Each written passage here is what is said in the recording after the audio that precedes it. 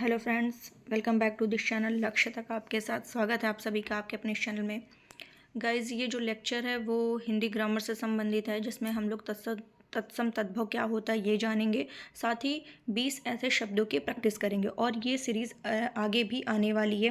Part 1, part 2, part 3 के रूप में आएगी।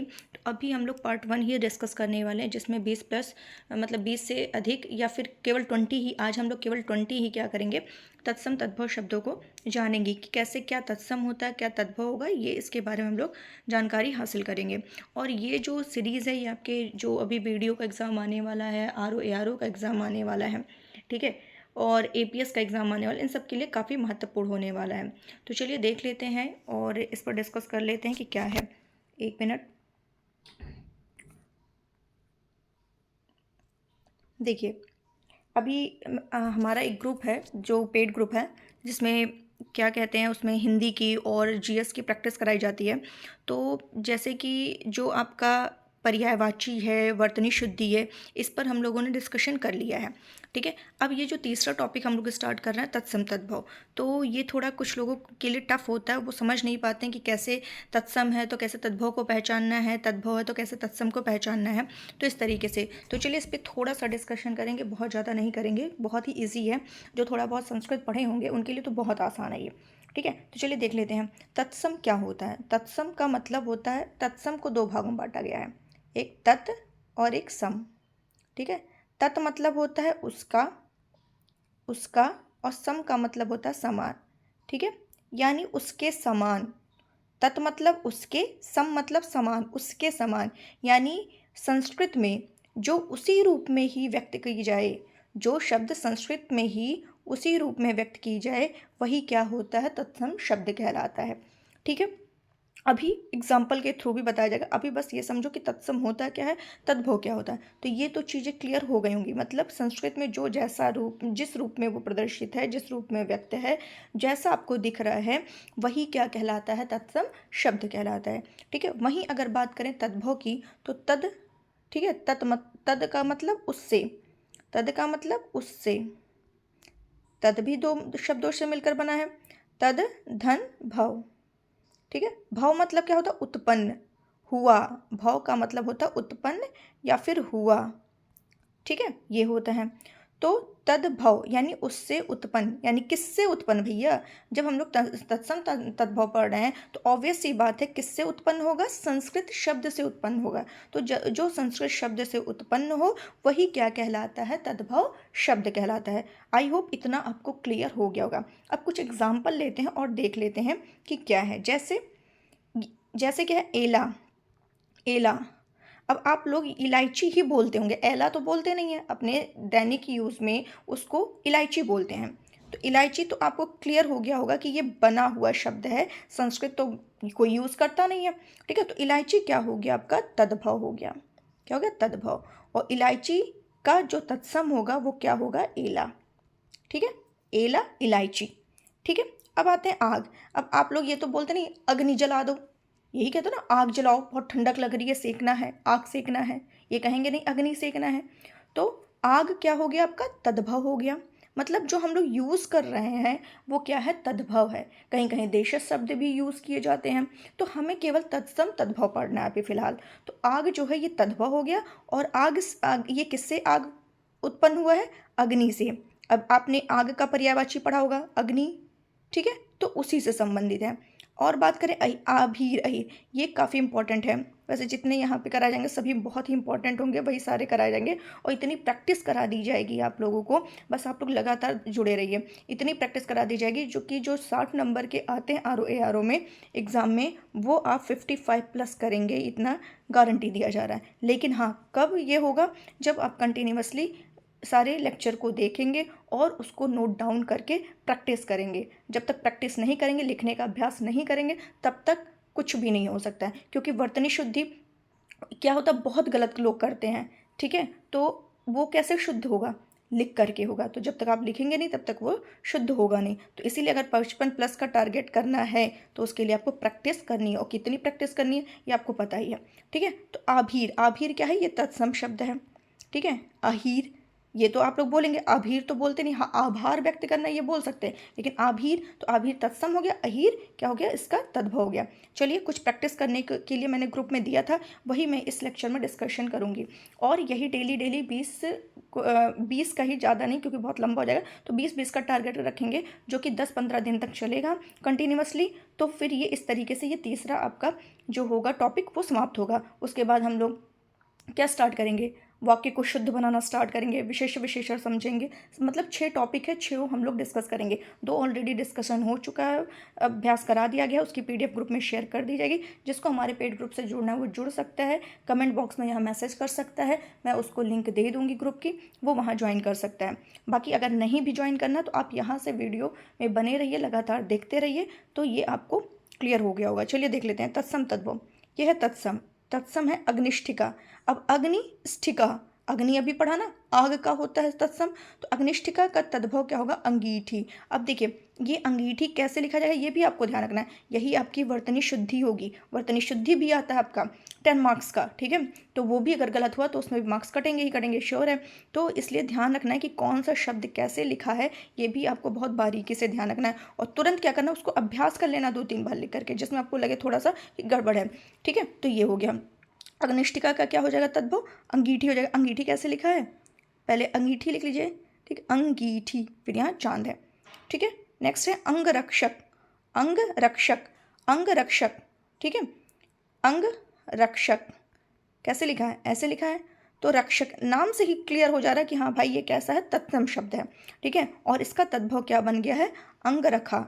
क्या बन गया, अंगरखा, ठीक है। मतलब अंग की रक्षा करने वाला, अंगरखा, ठीक। अंत्र, अंत्र क्या है, अंत्र का क्या होता है, अंतड़ी होता है। क्या होता है, अतड़ी, अतड़ी, ये ऐसे लिखा हुआ है। अंगुष्ठिका, अंगुष्ठिका मतलब अंगूठी को क्या कहते हैं, अंगुष्ठिका मतलब जो अंगुली में पहना जाता है उसको अंगुष्ठिका कहा जाता था संस्कृत में, यानी तत्सम शब्द है अंगुष्ठिका, जिसको हिंदी में अब हम लोग क्या कहने लगे कि रिंग, भैया इंग्लिश में रिंग हो गया और हिंदी में अंगूठी, ठीक है। नेक्स्ट है आंत्र। ये अंत्र था, ध्यान रखना एक एक शब्द को। अंत्र का बना अतड़ी, ठीक है। और आंत्र का बना आत। आंत्र, आत, हम लोग आत बोलते हैं ना, लेकिन यह संस्कृत क्या है, आंत्र है। फिर है आकड़न। आकड़न कहते हैं, आकड़न हुआ है, ठीक है। तो अकड़ना, बहुत अकड़ रहा है, आकड़न, तो आकड़न सत्सम हो गया और तद्भव अकड़ना हो गया।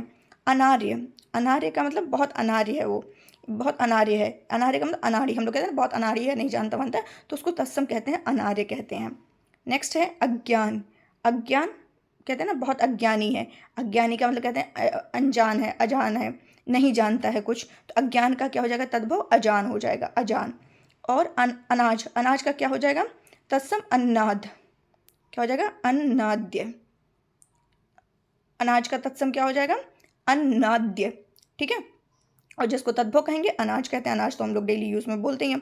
नेक्स्ट क्या है, अमृत। अब देखिए, अमीय बहुत पूछता है कि अमीय बताइए क्या है, कि संस्कृत है या मतलब सॉरी तत्सम है या तद्भव है।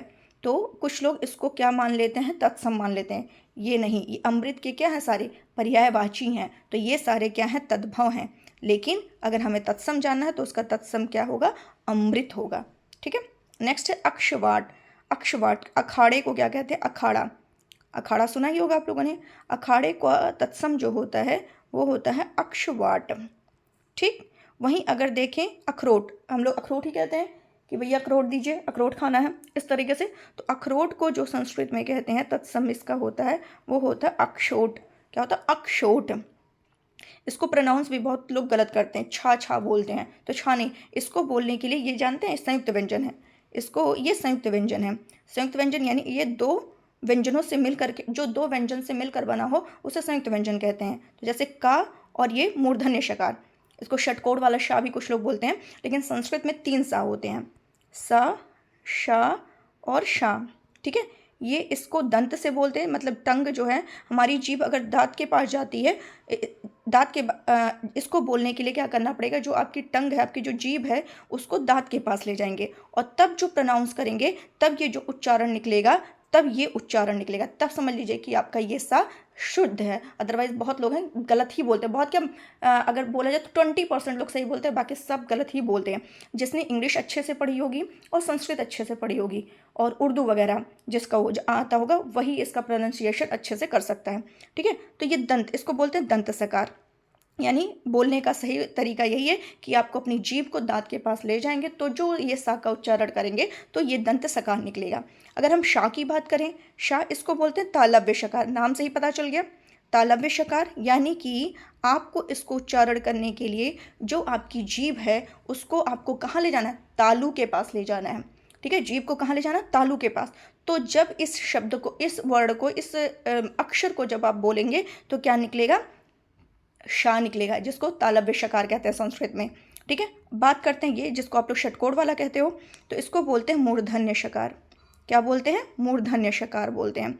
यानी कि इसको प्रोनाउंस करने के लिए, इसको उच्चारण करने के लिए आपकी जो जीभ होगी उसको कहाँ ले जाना है, मूर्धा के पास ले जाना है, यानी कि बहुत ऊपर की ओर ले जा करके इसको बोलना पड़ेगा। और जब बोलेंगे तब ये आपका जो लेटर है, अक्षर है, वर्ड है, ये प्रोनाउंस होगा, क्लियर तब होगा। ये क्लियर उच्चारण करने के लिए ये 3 नियम अगर आप जानते हैं तो इस तीनों को बहुत अच्छे से आप लोग उच्चारण कर सकते हैं। अभी मैंने शा बताया, तो ये शा क्या है, संयुक्त व्यंजन कहलाता है, जो कि दो वर्ड से मिलकर बना है, का एंड शा। तो आप जब इसको उच्चारण करो तो ऐसा बोलो जिसमें ये ध्वनि भी आए और ये ध्वनि भी आए, यानी क्षा क्षा, मतलब मेरी आवाज़, मतलब आप लोग सुन रहे होगे तो आपको लग रहा होगा कि हाँ ये सही हो रहा है, यानी का भी आ रहा है, थोड़ा सा शा की ध्वनि भी आ रही। जब ये दोनों ध्वनि आएगी तब समझ लीजिए कि ये आपका ये है। अदरवाइज सब क्या बोलते हैं, यही बोल के चले जाते हैं, ये भी रहेगा तो यही बोल के चले जाएंगे।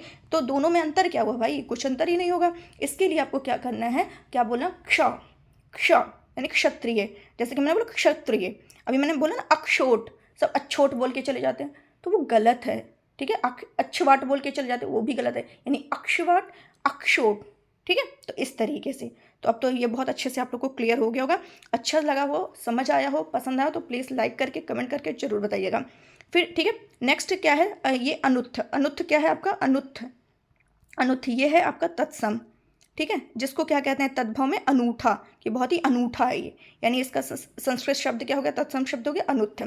फिर अफीम, अफीम की खेती, कहते हैं ना अफीम की खेती हो रही है यहाँ पर, ऐसे है, अफीम है ये। तो इसका जो संस्कृत है शब्द है, तत्सम शब्द है, वह है अहिफेन। क्या है, अहिफेन। अहिफेन को क्या कहते हैं, अफीम कहते हैं। ठीक है, अपना, अपना, और अपना का क्या है संस्कृत, यानी तत्सम आत्मनः। आत्मनः को क्या कहते हैं, अपना, तद्भव। ठीक है, अब अदरक, अदरक, बिना अदरक की चाय बिल्कुल अच्छी नहीं लगती होगी। ठीक है, तो अदरक, अदरक तो कहते हैं, साथ में बोल दिया करो भाई अदरक ले आओ। ठीक है, अदरक, अब से क्या बोलोगे आप लोग, तत्सम अदरक, उसको यूज़ करो डेली में। और अगर जिसको नहीं समझ में आता है, जिसको समझ में आ जाए उसका तो ठीक है भाई, बल्ले बल्ले है। और जिसको समझ में ना आए वो क्या करो, ये शब्द को यूज़ करो डेली यूज़ में जो है। ठीक है, कि जैसे अदरक है तो दिमाग में लो, अरे हाँ ये तो मैंने वीडियो देखा था, उसमें क्या लिखा था, अदरक लिखा था। आर्द्रक मतलब कि यहाँ पे दा में नीचे भी रा है और ऊपर भी है, तो इस तरीके से क्या इसको प्रोनाउंस करेंगे, आर्द्रक। ठीक है, नेक्स्ट चलते हैं। अब है अगम। अगम क्या है, ये तद्भव है आपका। अगम क्या है, तद्भव है। इसका तत्सम बनाने के लिए ये तो बहुत ईजी, अगम्य हो जाएगा। अगम में क्या क्या है, अगम। ठीक है, अष्टकेली कहते हैं ना, अठखेलियाँ, वो क्या कर रही, अठखेली कर रही है। तो अठ को संस्कृत में कहते हैं, 8 को क्या कहते हैं, अष्ट कहते हैं। 8 को संस्कृत में अष्ट बोलते हैं, अष्ट, अष्ट, नव, दश। ठीक है, इस तरीके से एकम, द्वय, त्रय, चतुर्थ, ये संस्कृत में इसको काउंट करते हैं। ठीक है, लेकिन अगर इसको हिंदी में, तो अष्ट से 8 से अष्ट हो गया और केली खेली बन गया। ठीक है, तो इस तरीके से अष्ट केली जो हो गया आपका संस्कृत यानी तत्सम शब्द है, और अठ खेली जो है तद्भव शब्द है। फिर आता है नेक्स्ट अलग्न। अलग्न, लग्न का मतलब क्या होता है, लग्न, लग्न का मतलब 2 लोग जुड़े हों। ठीक है, लग्न इस तरीके से। लेकिन आ लग गया यानी अलग हो गया, तो ये ना हटा के अलग कर दो, तो अलग्न का क्या हो गया, अलग हो गया, तद्भव। फिर आता अंग प्रोछा, वो हम लोग का अंगोछा। अंगोछा से क्या होता है, पोछने का काम आता है। तो और कहाँ लिया रहता है, बॉडी पे लिया रहता है, अंग पर ही धारण करते हैं। तो अंग और प्रोछा मतलब अंग को पोछने वाला, यानी कि अंगोछा। अंग प्रोछा तत्सम हो गया और अंगोछा क्या हो गया, तद्भव हो गया। तो उम्मीद है ये आपको समझ में आया होगा। अच्छा लगा हो तो लाइक करिए, शेयर करिए और सब्सक्राइब जो न्यू है वो सब्सक्राइब करना बिल्कुल मत भूलिए। तो आज बस इतना ही रखिए। 20 आपको कल प्रेजेंट होगा, तो मतलब 20 करके 10-15 दिन जो भी चलेगा, जितना मुझे प्रैक्टिस करानी होगी मैं करा दूंगी, और उसी में से आपका 100% आ जाएगा। अदर कहीं से आपको कहीं भटकना नहीं है, बस आप लगे रहिए, एक ही जगह लगिए, अच्छे से लगिए और खूब मेहनत करिए। तो चलिए इतना आज के लिए इतना ही रखते हैं। Thank you so much.